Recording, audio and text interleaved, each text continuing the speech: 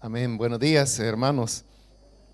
Gracias a Dios que tenemos este nuevo día de vida para poder continuar aprendiendo de la palabra del Señor. Quiero invitarles a abrir la Biblia, siempre en el libro primero de Samuel.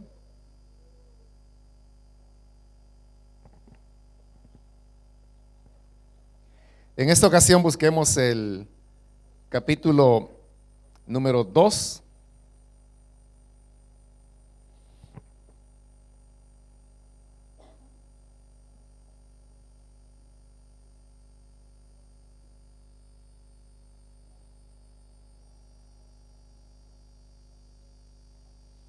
Dice entonces la palabra de Dios, el libro primero de Samuel, capítulo 2, versículo 11.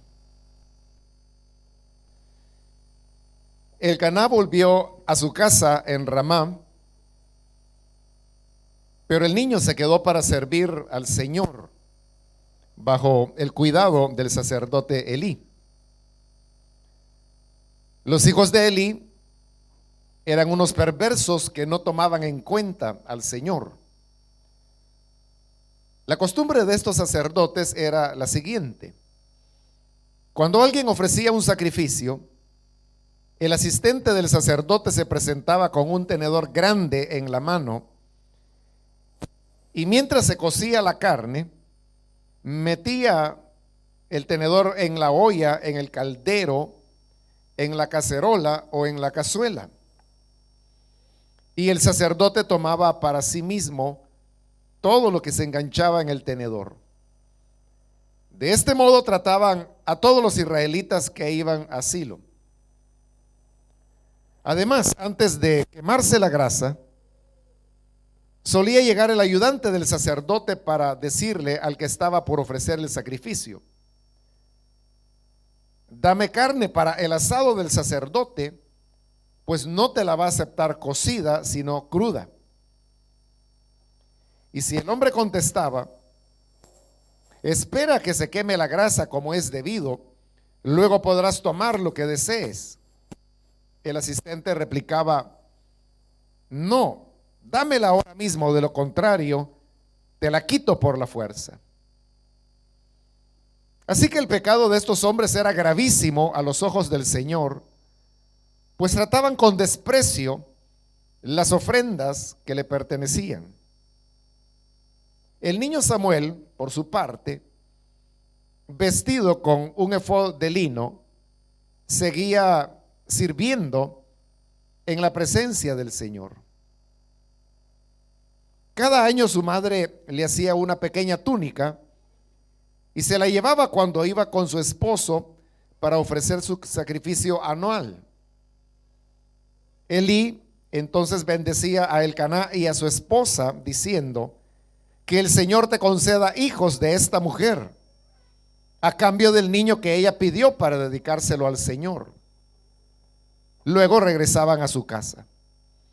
El Señor bendijo a Ana, de manera que ella concibió y dio a luz 3 hijos y 2 hijas.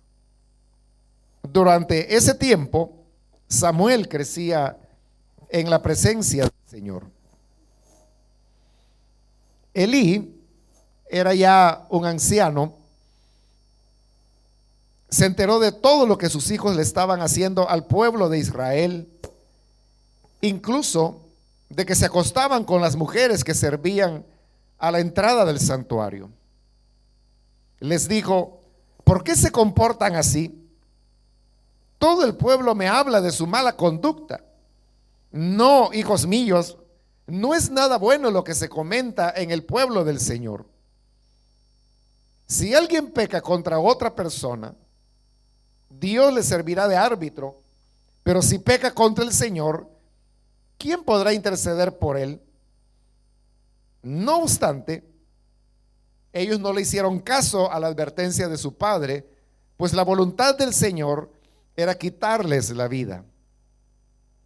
Por su parte, el niño Samuel seguía creciendo y ganándose el aprecio del Señor y de la gente.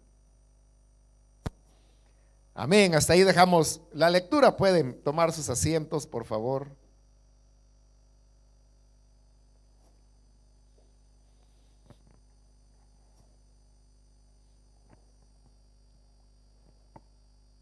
En el pasaje que acabamos de leer, hermanos, tenemos ahora la continuación de la historia de Samuel, cuyo nacimiento, ayer veíamos que se dio de una manera milagrosa por intervención del Señor, y Samuel fue llevado aproximadamente a los 3 años de edad para ser presentado en el templo, y que de esa manera se cumplía la promesa que Ana había hecho, en el sentido que si el Señor le entregaba un hijo, que ella lo iba a dedicar toda su vida para que sirviera en el tabernáculo.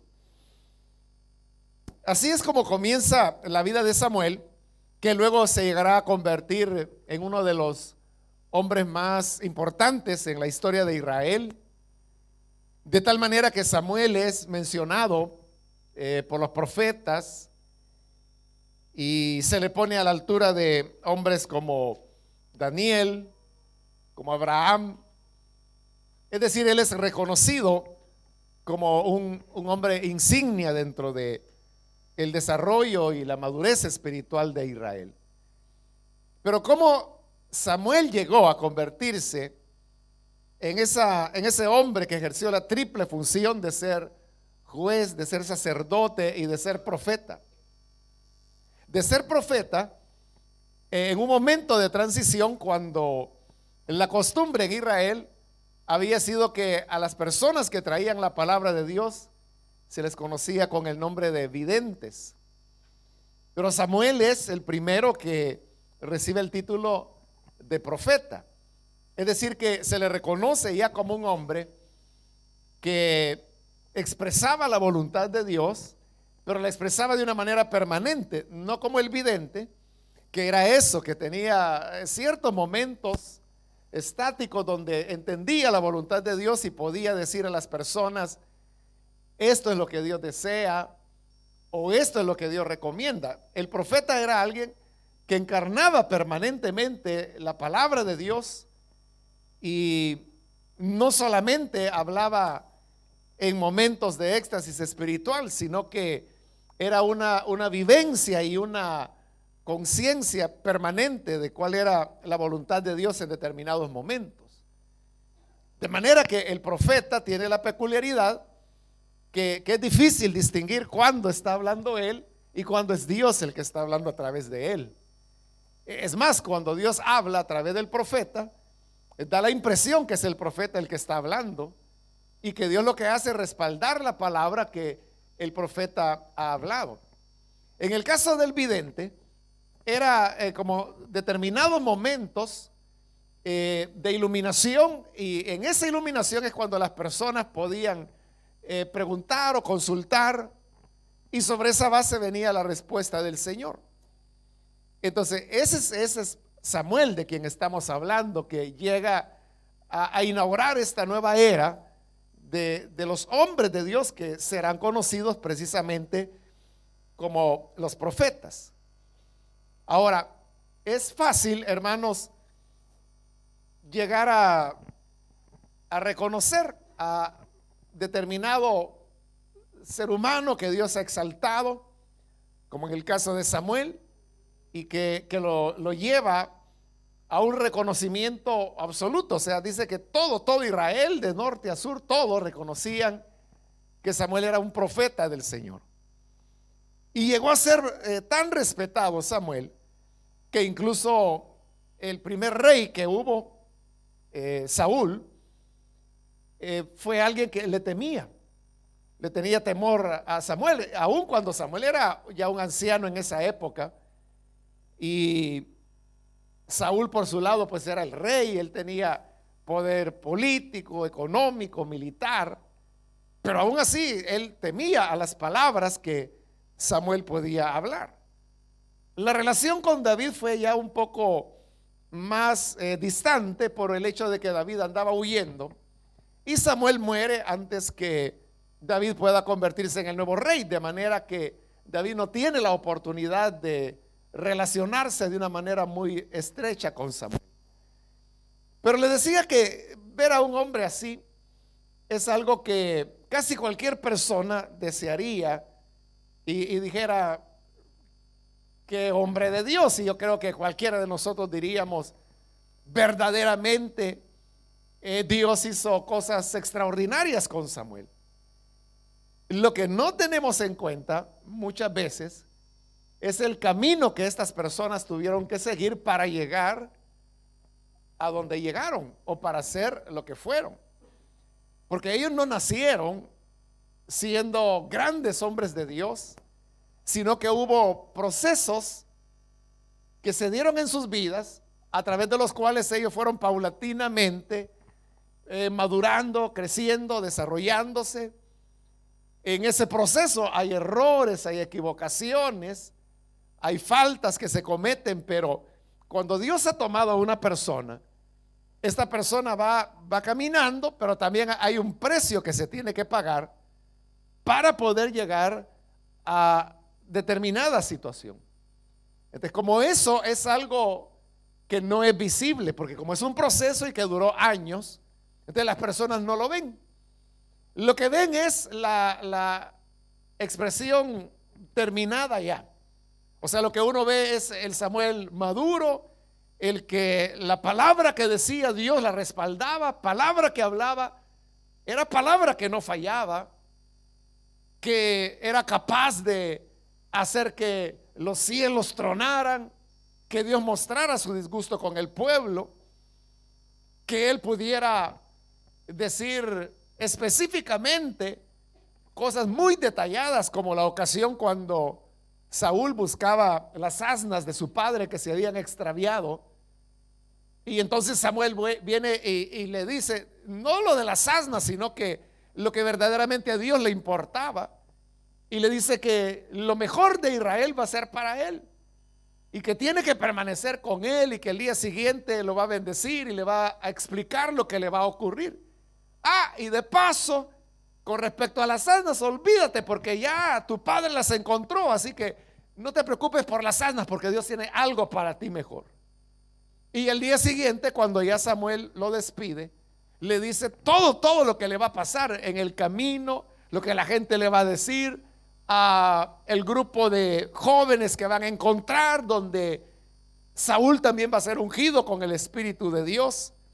Y todo tal como Samuel se lo ha dicho se va cumpliendo a cabalidad. Entonces, llegar a esa posición, como digo, es lo que uno ve.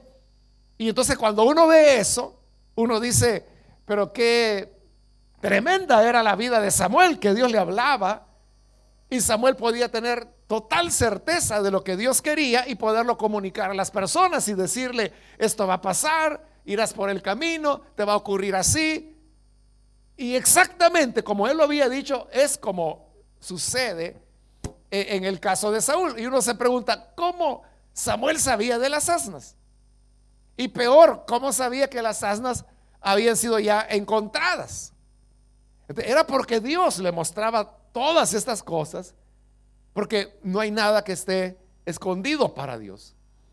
Entonces, cuando uno ve eso, ve, como digo, el hombre terminado, el ministerio ya desarrollado, el ministerio ya maduro, o las personas que han llegado a desarrollar sus dones y a ser colocados en determinada posición.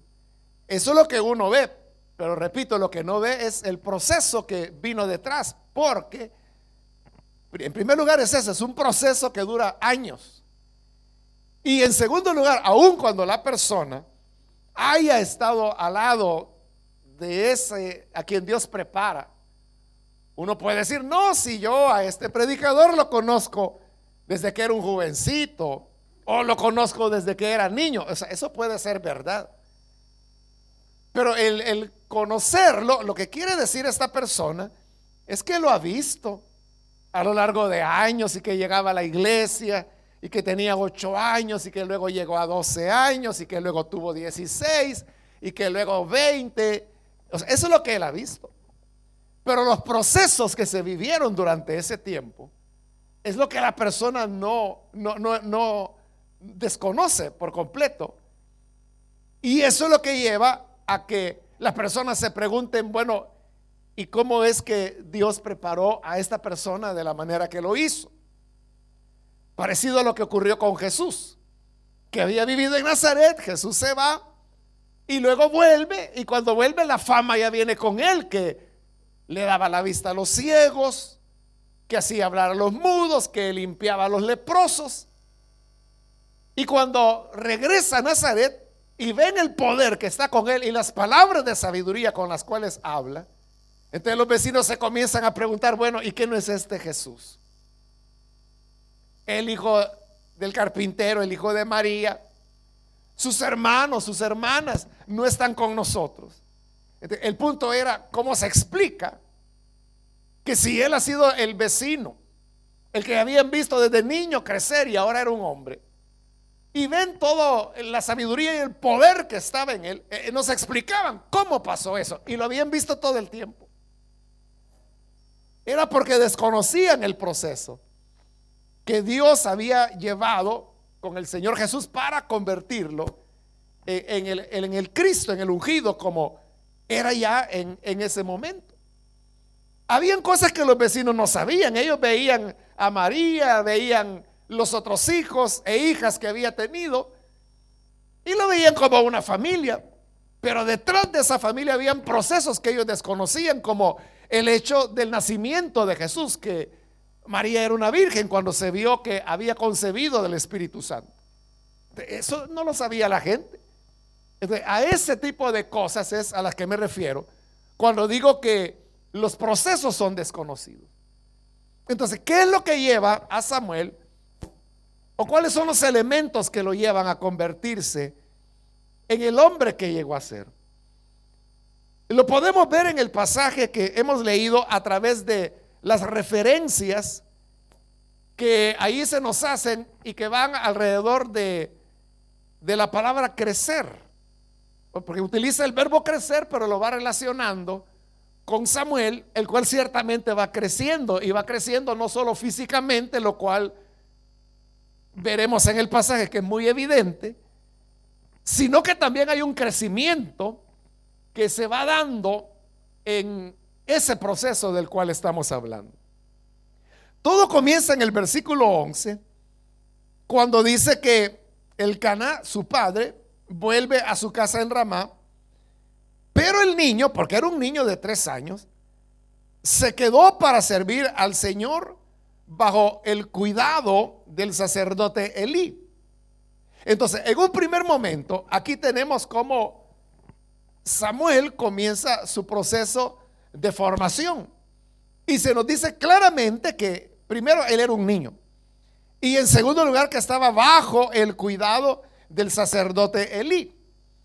Porque era un niño, él necesitaba ser cuidado, y entonces el sacerdote es el que asume la función de cuidarlo, mentorearlo, ayudarlo.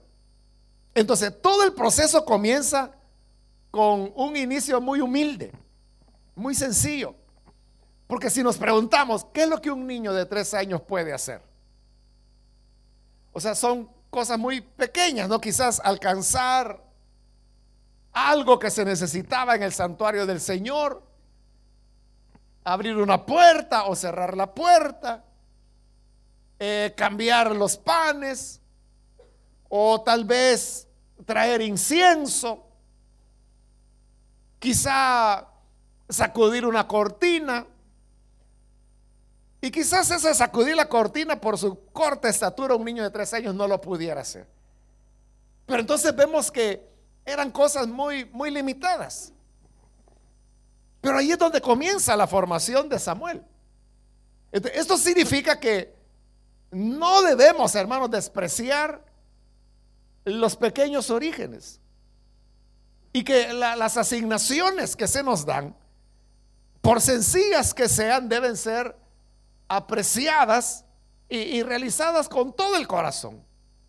Sin duda que eso es lo que el niño Samuel tenía, y es que como niño, pues él estaba muy entusiasmado que estaba en el santuario del Señor y que él podía aprender de un hombre de experiencia como lo era el sacerdote Elí, que ya era un hombre maduro, sus hijos ya eran adultos. Entonces, con todo ese entusiasmo, él asumía lo que le pedían. Entonces, si era de mover algo, él lo hacía. En la medida que fue creciendo, quizás ya lo enviaban a traer agua y él iba y lo hacía con todo el corazón. Y ahí es donde uno se puede preguntar, bueno, ¿qué relación hay entre la obra de Dios y ir a cargar agua? Si ir a cargar agua, eso cualquier siervo, cualquier esclavo lo puede hacer. Recuerdo que al iniciar, hermanos, el ministerio, la iglesia apenas estaba naciendo y nombramos los primeros diáconos. Y una buena parte de las personas que formaban la iglesia, que era tal vez unas 20 personas, ellos eran recién llegados al evangelio, no conocían. Entonces, un domingo yo dije, bueno, en tal fecha vamos a presentar a los diáconos y a los diaconisas, pero la gente no sabía que era un diácono o qué hacía una diaconisa.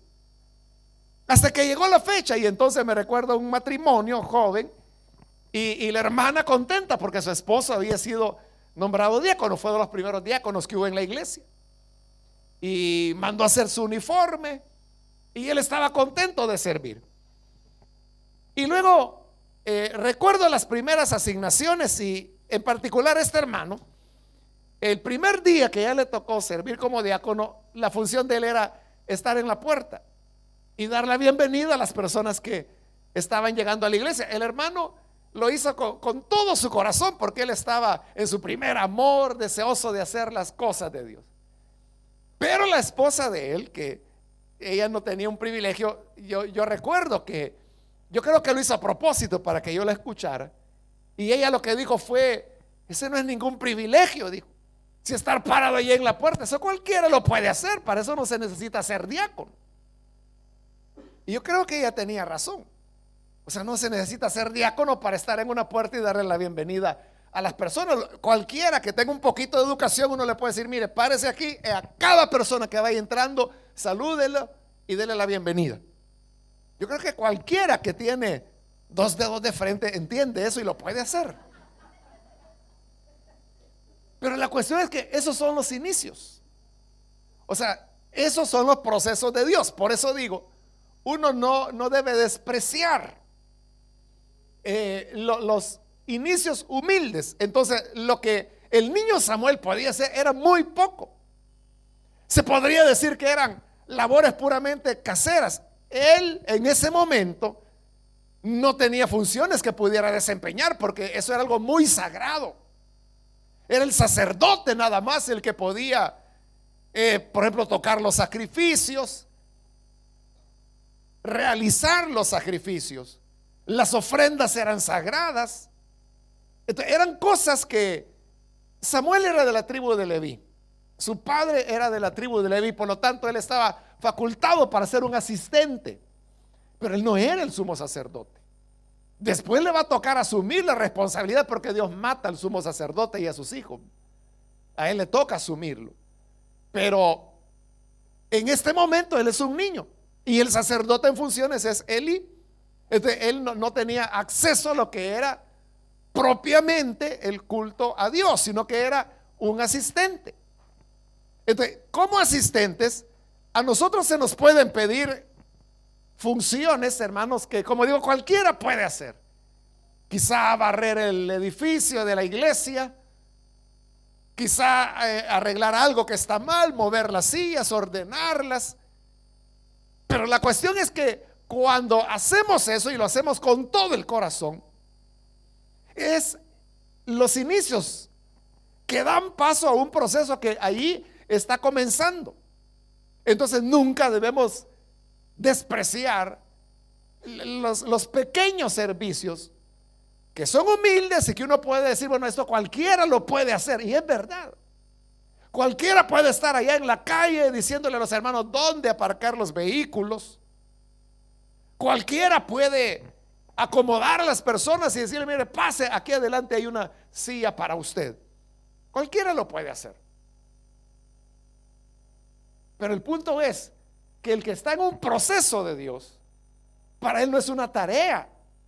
O sea, es una tarea, pero que es parte de un proceso que él ve en su deseo de servir a Dios.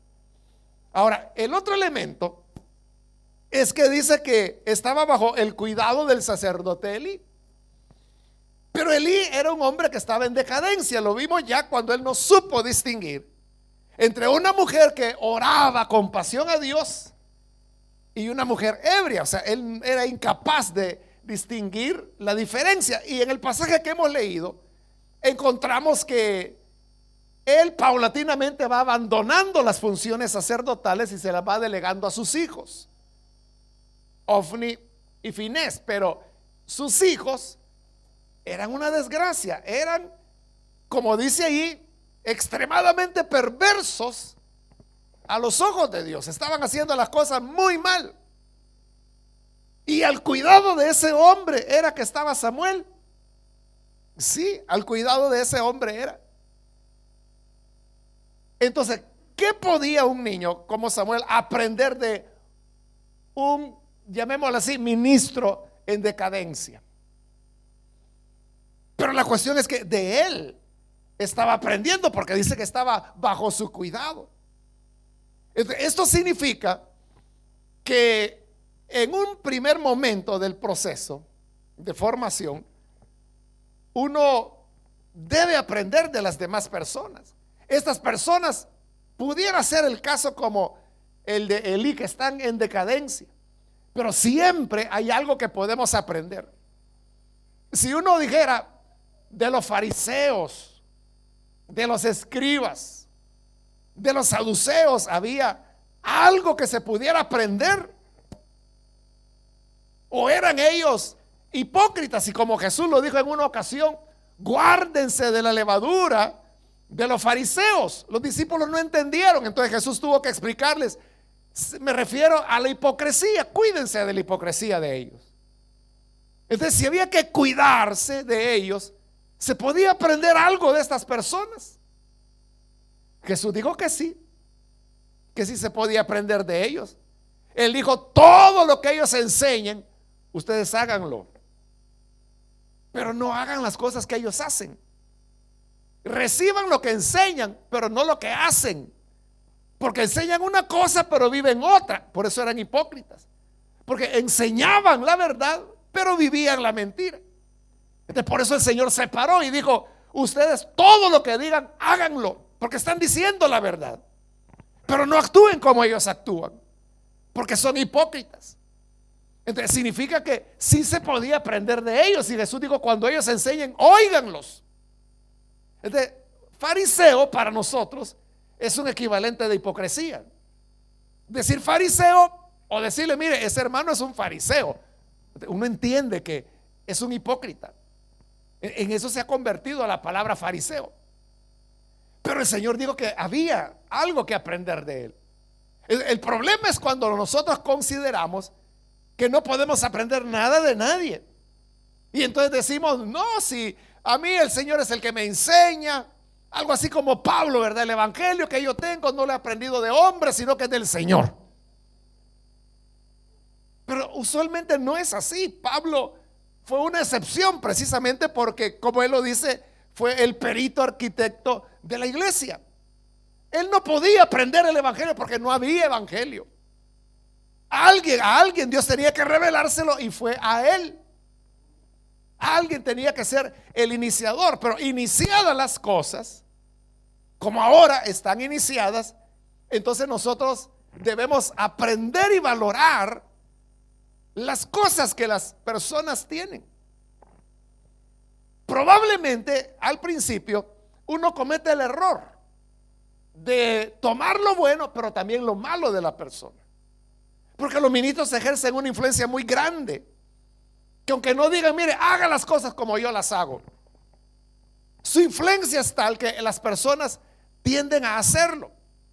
Y si ese ministro comete errores, los discípulos cometen errores. Y si ese hombre peca, los discípulos tienden a pecar también, o a imitar las cosas indebidas de la persona. Conozco un hermano, él es mexicano y tiene una iglesia grande, numerosa, unas 5,000 personas, algo así. Y me invitó hace algunos años a predicar en esa iglesia. Y platicando con él me comenzó a contar un poco de su vida. Y la historia de él es que él se había formado a los pies de otro ministro, de otro pastor. Y él aprendió la manera de trabajar, cómo anunciar el evangelio, tenía mucha influencia en la predicación, gestos, expresiones de su pastor, que no era que él lo imitara, sino que era la fuerza de la influencia. Pero su pastor tenía un problema, y es que él no sabía tratar a la gente, era hiriente. Entonces maltrataba a las personas, las lastimaba. Entonces este hermano del cual le hablo lo aprendió y lo reprodujo. Entonces él me dice: mire, cuando yo llegué a esta ciudad, me dice, porque ese pastor lo envió, yo hice todo lo que él hacía, incluso herir a las personas. Y me dice: yo era una persona que golpeaba, me dice, a la congregación, lastimaba a las personas, los hería. Y así él desarrolló su ministerio por varios años. Las personas son muy nobles, y usted sabe que las personas tienen tanta sed de Dios que a veces aguantan las malcriadezas de los predicadores. Y eso fue lo que ocurrió con él. La gente continuó y la iglesia continuó creciendo. Pero después de algunos años, hubo un hermano de la congregación que él tenía ahora, que lo confrontó y platicó con él. Y le dijo: mire, hermano, usted es un estupendo pastor, le dijo, pero usted sería mucho mejor pastor si no lastimara tanto a la gente. Y empezó a decirle en tal oportunidad: usted dijo esto, usted lastimó a la hermana fulana, a la familia Hernández, usted le dijo esto y esto. Y le fue poniendo ejemplos de cómo él había herido. Y él me dice: mire, mi primera reacción fue molestarme y golpear también a este. Pero ahí es donde él fue sabio y se detuvo y no lo hizo. Y entonces me dice: yo entré en un proceso de reflexión, y dice, yo comencé a examinar mi vida, me dice, y yo me comencé a preguntar: ¿por qué soy así? O sea, si esa no era su personalidad. O sea, él como humano no era así, él no era hiriente, no era golpeador. ¿Por qué? Entonces llegó a la conclusión: estoy haciendo lo que mi pastor hace. Y él era algo que no lo veía bien en su pastor, y ahora él lo estaba haciendo. Entonces él llegó a esa conclusión: aprendí de lo bueno, pero también lo malo. Entonces hoy tengo que separar. Y lo hizo. Entonces, así es como la iglesia de él ha llegado al nivel que ahora tiene. Y bueno, hoy la gente lo quiere. Sí, yo sufrí en esa iglesia. Sufrí en el sentido que si el culto terminaba a las 10 de la mañana, por decir algo, el hermano iba saliendo como a las 2 de la tarde. Porque llegaba un hermano, hablaba con él y él se sentaba tranquilamente a platicar, de ahí otro, total, y yo esperando ya. Eso como los primeros 2 días. Ya el tercer día yo le dije: mire, hermano, me puede poner otra persona que me saque de aquí, le decía yo, porque ya no había nadie, solo yo esperando. Entonces me dijo: no, ya voy a salir. No, le dije: póngame a alguien, y no me puso a nadie. Entonces yo busqué un hermano. Le dije: mire, hágame un favor, le dije, cuando termine el culto usted me puede llevar de regreso. Sí, me dijo. Y a las horas llegó el hermano allá a recogerme. Entonces, eso es ahora él. O sea, un cambio en que la gente lo busca. Antes miedo le tenían, pero hoy lo buscan, quieren estar con él, platican con él. Esos son los procesos, hermanos, que vamos viviendo. Entonces uno tiene que aprovechar, como el Señor Jesús dijo: bueno, estos son hipócritas, no hagan lo que ellos hacen, pero fíjense que enseñan la verdad. Entonces, oigan lo que ellos dicen, porque eso sí es verdad. O como Pablo cuando escribe su carta a los filipenses, y entonces él dice que hay algunos que predican a Cristo por contienda, Otros dice por añadir más aflicciones que las que ya tengo. O sea, por fregar andan predicando esos, solo por hacerme guerra. Pero al final, ¿a qué conclusión llegaba Pablo? Él decía, ya sea que sea por envidia o que sea por maldad, pero el nombre del Señor es anunciado. Entonces, él veía lo positivo. Lo hacen con mala intención, pero lo hacen. Que lo sigan haciendo para que el evangelio sea anunciado. Entonces, Pablo sabía sacar lo bueno de cada persona. Entonces, nosotros también tenemos que aprender a sacar lo bueno. El otro aspecto en este primer nivel, digamos, en que Samuel está, es el gran respeto que él tiene hacia Elí, porque es el sacerdote. Samuel quizás en este momento no sabe que ese sacerdote está en decadencia, pero hay un respeto hacia la persona de él. Es un respeto que después David también va a tener, el gran respeto que él tenía hacia Saúl. Saúl era un sinvergüenza, era un cobarde, era un profano, era violento. O sea, Saúl tenía todo lo malo. Pero ¿qué decía David? Jamás mi mano se vaya a levantar sobre el ungido del Señor. Porque allá en la caverna sus hombres le dijeron, mira, este es el día que el Señor te dijo que te va a librar de tu enemigo, así que de un solo golpe mátalo. Y más o menos animan a David, y David va de arrastras, y cuando llega dice, no le puedo cortar el cuello. Y lo que hace es que le corta el borde de la capa. Pero él dice, no, yo no puedo tocar al ungido del Señor. Es un hombre en decadencia, endemoniado ya. Sí, porque por eso llaman a David, para que toque el arpa y se le tranquilicen los diablos que tenía. Eso es Saúl. Pero mira el respeto de David. No lo voy a tocar. Y la otra noche en el campamento, los hombres le dicen, mira, ya vimos que tú no lo vas a hacer, pero yo entro y lo mato. Y dijo David, no, yo voy. Y llega David y está ahí Saúl dormido. Y de igual manera solo le quita la lanza, se la lleva, pero no lo toca. Y dice, no, jamás yo voy a tocar al ungido del Señor. Y por eso es que cuando Saúl finalmente muere, y sus hijos también, David escribe un canto de lamentación, y hay duelo y hay dolor, cuando otro hubiera dicho, finalmente Dios me libró, hubiera hecho fiesta. Pero él hace luto por el gran respeto que tenía hacia una persona que nosotros diríamos no valía la pena. Eso es lo que ocurre con Samuel. Tiene respeto hacia Elí. Entonces ese es otro elemento de la formación. Y es que si nosotros no podemos respetar a las personas, por decadentes que fueran, ese proceso se corta. Uno nunca podrá ser respetado si no respeta a los demás. Ahora, en una segunda etapa llegamos al versículo 18, donde dice, otra vez, el niño Samuel, por su parte, vestido con un efod de lino, seguía sirviendo en la presencia del Señor.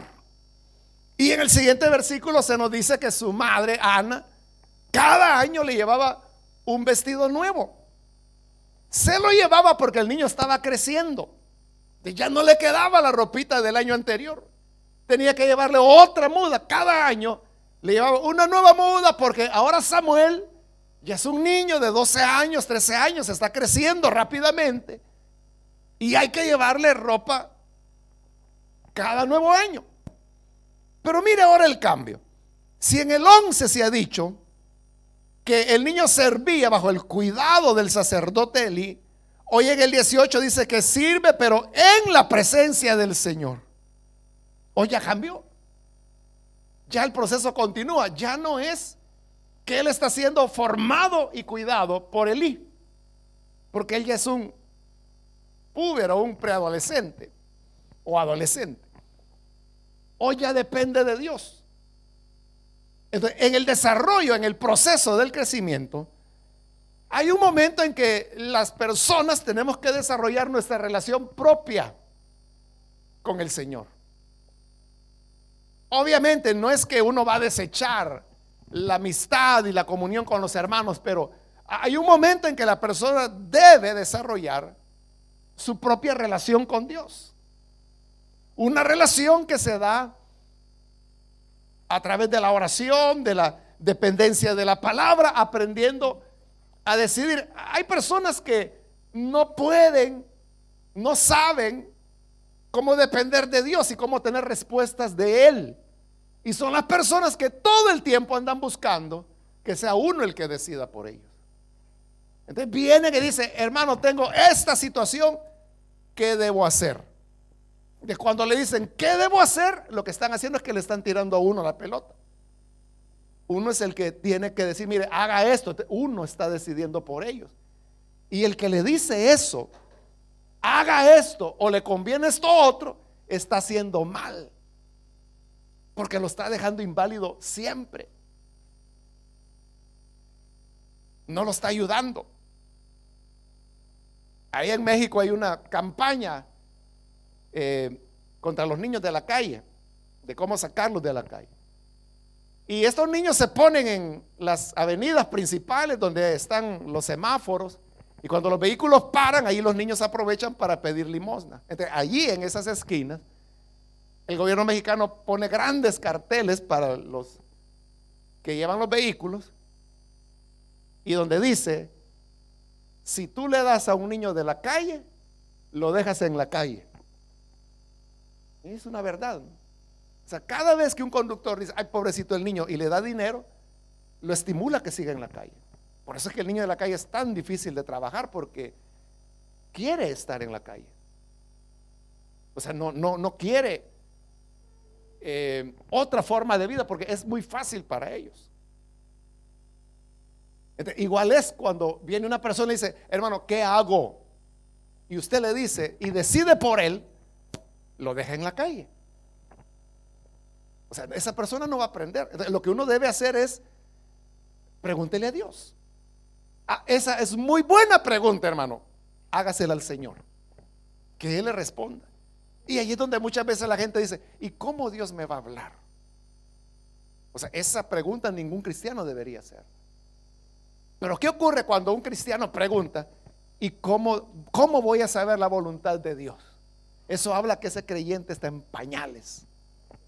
O sea, no tiene una relación con Dios, no sabe que Dios habla, porque está preguntando cómo voy o cómo Dios me va a hablar. O sea, eso es como que si yo me preguntara: ¿y cómo es que mi papá me va a hablar? ¿Cómo voy a saber que mi papá me está hablando? O sea, si mi papá me habla, yo sé que es él el que me está hablando, ¿no? A menos que yo no lo conozca, a menos que yo no sé cómo es la voz de mi papá. Ahí sí, eso pasa con estos creyentes. No tienen una relación con Dios, tienen una relación con la iglesia, tienen una relación con los hermanos, tienen una relación con el pastor, que le preguntan: ¿y esta muchacha me conviene o no me conviene para novia? Y el pastor es el que tiene que decidir. Si el pastor le dice: sí, está bonita, se casa. Y si le dice: no, me parece que no se casa. Él no puede depender de Dios, no ha aprendido. Entonces hay que enseñarles a depender, y eso es lo que Samuel hace. Primero está el cuidado de Elí, pero ahora está en la presencia del Señor. Él está desarrollando ya una relación propia con el Señor. En el siguiente capítulo vamos a ver un ejemplo de cómo se va desarrollando esa relación con Dios. El otro tema es que en esa relación con Dios también la persona va perfilando su propia individualidad. Parecido a lo que le contaba del hermano Max, que así se llama el pastor mexicano. Él tenía una identidad copiada, clonada de su pastor, pero él se ve en la necesidad de desarrollar su propia individualidad, cómo él va a ser como ministro. Entonces, de igual manera, cada uno de nosotros tenemos que desarrollar nuestra propia individualidad. Nunca van a haber dos ministros iguales. Y si los hay, uno de ellos es copia, el otro es el auténtico. La copia no sirve. Es igual un billete que es copia del auténtico. La copia no sirve, es falso, no vale nada. El auténtico es el que vale. Entonces, igual uno tiene que desarrollar su propia individualidad, su propia manera, cómo Dios le va a utilizar. Hay un momento en el desarrollo, como ya lo vimos, en que hay una dependencia del hombre, que en este caso era él. Es igual que el niño. El niño aprende por imitación. Así aprendemos todos. Aprendemos a hablar por imitación. Por eso hablamos el idioma que hablamos, porque es el que oímos hablar a nuestros padres. Entonces el niño oye los sonidos, los imita, los reproduce, y así va aprendiendo. Y así aprendemos a caminar, a vestirnos. La cuestión es fundamental. Pero luego hay un momento en que la persona debe desarrollar su propia individualidad. Entonces, hay un momento en que la copia, por decirlo así, o la influencia cesa, porque la persona está desarrollando una relación con Dios. Y como la relación con Dios es única, la relación que Dios tiene contigo, que tú tienes con Él, esa no se compara con nadie. Es única, porque tú eres único. Y Dios tiene un trato específico. Entonces, como el trato es diferente, las vivencias son diferentes, la historia de cada uno es diferente, los momentos son diferentes. Entonces, las personas que van a resultar serán diferentes, pero desarrollar esa individualidad es lo que va a permitir que la persona sea auténtica. Hay quienes nunca lo aprendieron y toda la vida fueron imitadores, y se van a morir, y los van a morir imitando. Así los van a enterrar. Nunca van a cambiar, o sea, nunca van a desarrollar su propia. Y lo que Dios quiso hacer con ellos es que imitar a otra persona es echarse a perder. Primero, porque usted nunca será la otra persona, y por estar en el esfuerzo de ser la otra persona, pierde la riqueza de lo que usted puede ser, porque no está desarrollando lo que usted es, sino que quiere ser como el otro. Entonces desprecia su propio desarrollo por imitar lo que no es.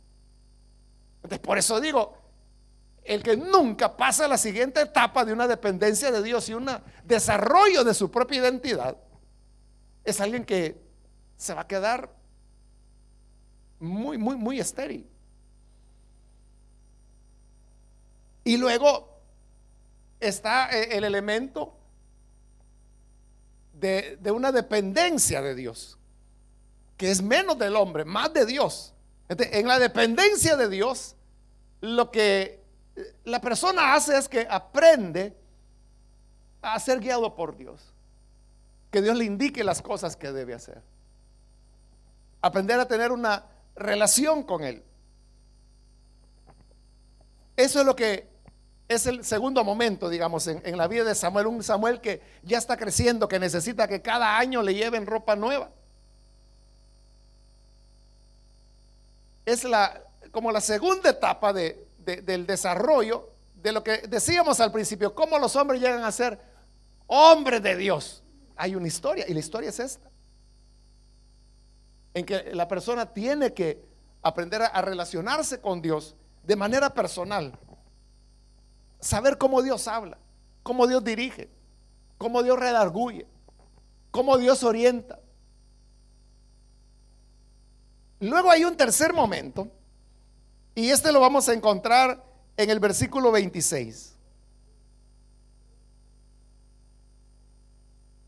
Ahí dice: por su parte, el niño Samuel seguía creciendo y ganándose el aprecio del Señor y de la gente. Otra vez, Samuel sigue creciendo, sigue en la presencia del Señor, ya no bajo el cuidado de Elí, pero ahora hay un elemento más que se añade, y es que dice que está ganándose el aprecio de la gente. Entonces él comienza a ser conocido por las personas. ¿Cómo se dio a conocer Samuel? La gente sabía, es el niño o el joven que está ahí en el santuario, el que ayuda al sacerdote. En este momento Samuel no tiene funciones sacerdotales, él era un ayudante, alguien que acarreaba cosas. Pero la gente lo veía y decía: ese muchacho es diferente, porque lo comparaban con los hijos de Eli, que eran ladrones, eran fornicarios. Llegaban las mujeres a orar y ellos se acostaban con ellas. Pero Samuel no.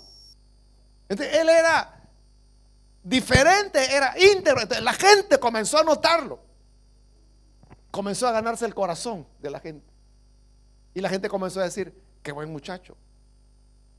Vieron la rectitud. Está jovencito, pero miren la madurez que tiene. No como esos viejos sinvergüenzas que se roban las ofrendas de la gente. Que eran los hijos de Eli, los que estaban en funciones en el sacerdocio. Entonces la gente comienza a reconocerlo y comienza a ser aceptado. Entonces vea, el reconocimiento que las personas dan no es algo que la persona busca o procura. Hay algunos que sí, ¿verdad? Y entonces hacen los grandes anuncios, los grandes carteles y se promueven ellos mismos. Pero aquí lo que está ocurriendo no es eso, sino que Samuel es fiel al Señor. Y como él es fiel, la gente paulatinamente lo va reconociendo. En este momento lo ven solamente como un buen muchacho, como alguien que hace bien las cosas, que es respetuoso. Y que dicen: bueno, aquí si alguien debería ser el sacerdote es Samuel, no esos pícaros, o no su padre que solo durmiendo pasa. Porque así dice la escritura en el siguiente capítulo, que solo durmiendo pasaba Elí. Entonces las personas van reconociendo, y es algo que se va dando poco a poco, pero ese reconocimiento es lo que va pesando, es lo que va dándole a la persona la posición delante de los demás. Pero es una cosa que se da de manera natural, o sea, no lo procura, no lo busca, pero se va produciendo. El problema es cuando se procura, porque entonces va sobre la base de la popularidad, publicidad, recursos así de ese tipo. Pero todo eso es creado de una manera artificial. El día que algo falle, toda esa superficialidad se va a caer, se va a derrumbar, porque la persona es nada. En cambio, aquí Samuel es el que va creciendo. Es muy diferente, porque aquí Samuel sí es alguien en crecimiento, pero es alguien, y por ese crecimiento que va teniendo, la gente lo va reconociendo, va teniendo gracia delante de la gente. Dice que se ganaba el aprecio del pueblo. Y algo importante es que veían a Samuel sirviendo. Él no tenía funciones sacerdotales, repito. Entonces, ¿qué hacía él? Asistir, ayudar a los que sí las hacían. Entonces, la gente lo veía sirviendo. No lo veían jactándose, no lo veían hablando grandezas acerca de sí mismo, lo veían sirviendo, respetuoso, como hemos dicho. Ahí estaban los pícaros, los hijos de Elí, pero él los respetaba. Eran los sacerdotes y la gente veía eso, y cuando veía eso, más gracia ganaba delante del pueblo. Entonces, su aceptación va creciendo. No es algo que se impone, no es algo que se puede dar por decreto. Hace unos años un hermano me decía: mire, deme esta posición, me decía, dentro de la misión, y entonces la gente va a venir a mí para que yo les pueda asesorar, me decía. Pero él así lo veía, que yo lo nombrara, que le diera la posición, y la gente me dice: va a venir a... No, le dije: es al revés, le dije, primero trabaje y la gente va a venir a buscarlo. Entonces, eso es lo que usted quiere, que lo busque, lo van a buscar, pero por lo que usted da, por lo que usted puede desarrollar, no porque tiene un nombramiento. Entonces, ese es el error, cuando la gente lo que quiere es que se le nombre, que se le asigne, que se le diga algo. Pero el método de Dios es que es algo que se va dando poco a poco en la medida que las personas sirven.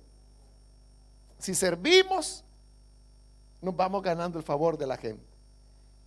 La cuarta etapa, hermanos, es ya La culminación diríamos que realmente está hasta el siguiente capítulo, el capítulo número 3. Versículo 19 dice: mientras Samuel crecía, el Señor estuvo con él y confirmó todo lo que le había dicho, y todo Israel, desde Dan hasta Beerseba, se dio cuenta de que el Señor había confirmado a Samuel como su profeta. O sea, ahí termina el proceso.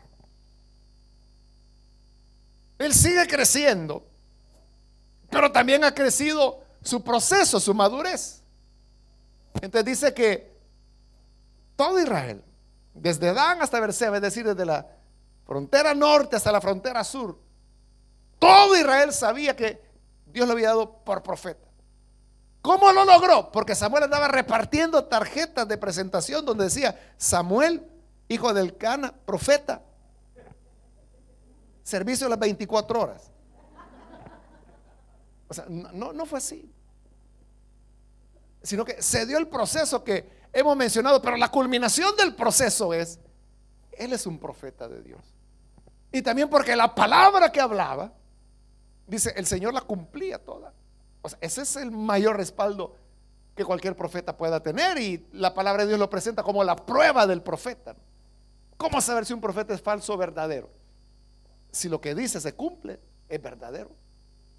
Si lo que no dice o lo que dijo no se cumplió, o sea, dice, ese es mentiroso, no le hagan caso, dice la escritura. Eso ocurrió con Samuel, que la palabra que él decía de parte de Dios se cumplía, se hacía realidad. ¿Y esa palabra de dónde salía?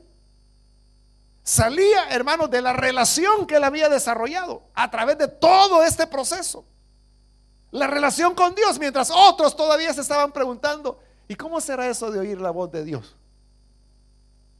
Samuel tenía ya experiencia, él sabía cuándo era que Dios hablaba, cuándo era que Dios decía algo. Entonces, esa gente que dice: mire, ¿y cómo voy a saber que es Dios el que me está hablando? Por eso le digo a esa persona, a saber si es cristiano, ¿verdad? Está en pañales, nunca ha oído hablar a Dios. Y cuando digo oír hablar a Dios, no necesariamente tiene que ser algo audible. Cuando esa persona creyó en el Señor, tuvo su conversión, Dios le habló, Dios le llamó. Entonces la pregunta es: cuando usted se convirtió, ¿cuál fue su experiencia? ¿Qué sintió? ¿Qué oyó? ¿Por qué vino al Señor? Por eso digo, si es un verdadero creyente, él tiene que saber cómo Dios habla, porque la primera vez que le habló fue su conversión. Ahora, si no hay conversión, tiene razón de decir que no sabe cómo es que Dios habla o cómo Dios se manifiesta. Pero entonces Samuel sabía perfectamente cuando Dios hablaba, y él, por eso es que podía decir: el Señor dice esto, y así era. El Señor te va a revelar lo que va a ocurrir. Lo hablaba, y dice que ninguna de las palabras que él dijo quedó sin cumplirse. Todo fielmente se hacía realidad. Por eso es que la gente le tenía hasta temor. Mucho después, cuando ya Dios le dice que ha desechado a Saúl y que tiene que ir a buscar al hombre conforme a su corazón, va a Belén, porque de ahí era originario David. Y cuando llega, la gente se asusta y salen a recibirlo y le preguntan: Samuel, ¿tu venida es en paz o nos vienes a sancochar a todos? Y Samuel dice: tranquilo, no, si a ofrecer sacrificio vengo, vengan conmigo, vamos a ofrecer sacrificio al Señor. Y la realidad es que iba por ungir al siguiente rey. Pero miren el temor, el respeto que le tenía. O sea, porque este hombre no es que fuera violento, no es que fuera amenazador, es que la palabra que hablaba tenía tal autoridad. La gente lo respetaba. El respeto no es algo que uno imponga, y no es algo que diga: mire, me tiene que respetar porque yo soy el pastor. Pobrecito, ese está perdido. Sí, si llegó a ese recurso, es que está perdido el pobre. Pero el respeto es algo que se gana en este proceso. Todos, hermanos, todo creyente. Quizás me he enfocado mucho en el tema del ministro, pero realmente es para todo creyente. Todos estamos en un proceso, que vamos a llegar a servir a Dios en determinada área, para cada uno, pero el proceso no lo podemos evitar. Entonces, recordémonos de las etapas que hemos mencionado. La primera, pues, es aprender del hombre lo que se puede aprender del hombre. Y tal vez ese hombre no sea lo mejor, como en el caso de Eli, pero siempre hay algo que aprender. Ahora, si el hombre es bueno, con mucha más razón, ¿verdad? Hay más que aprender. La segunda etapa es ya desarrollar una identidad propia de Dios. La tercera etapa es cuando ya Dios comienza a poner gracia delante de los demás. Y a la gente dice: mire, fíjese que oí predicar a este hermanito en la célula y viera qué bien lo hace. Y el pastor dice: así, pues un día lo vamos a poner aquí para dar una escuela dominical a los jóvenes. Vamos a irlo escuchando. Y ahí va, hasta llegar a la madurez final, que es la que encontramos en este versículo.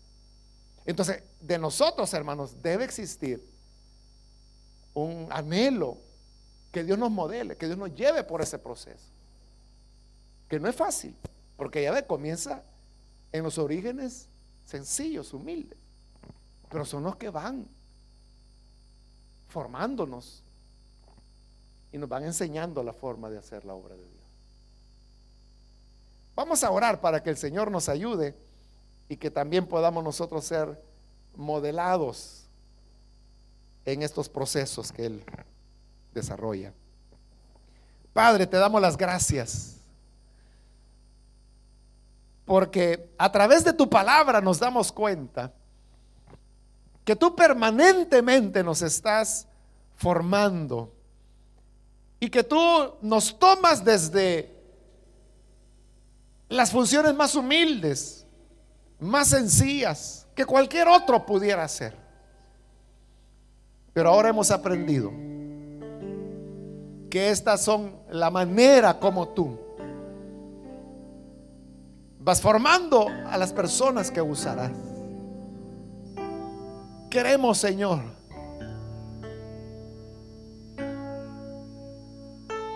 mantenernos en tus manos, mantenernos siempre sirviendo, no despreciando aquellas cosas que por ser sencillas creemos que no están relacionadas con la obra de Dios. Pero aún el servicio más humilde, si lo hacemos para ti, es el que nos va formando, es el que nos va encaminando hacia la madurez, es el que nos va llevando para alcanzar esa madurez que tú deseas de nosotros. Queremos servirte, Señor, en lo que haya lugar, en lo que nuestra vida pueda ser útil en tus manos. Modélanos, cámbianos, guíanos, haznos crecer, llévanos por el camino de la formación. Ayúdanos a terminar con éxito estos procesos que solo tu gracia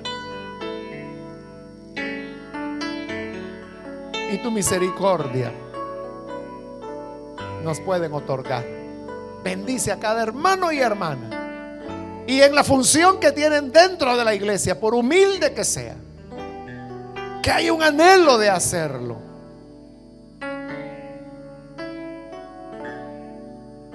con integridad, con amor, sabiendo que es para ti y no para los hombres. Y así levantes tú hombres, mujeres que puedan servirte, que puedan llevar adelante las buenas nuevas de salvación para quienes todavía no las han escuchado. Permítenos ser luz en medio de ciudades hundidas en la oscuridad. En tus manos ponemos nuestras vidas para que nos modeles y nos cambies.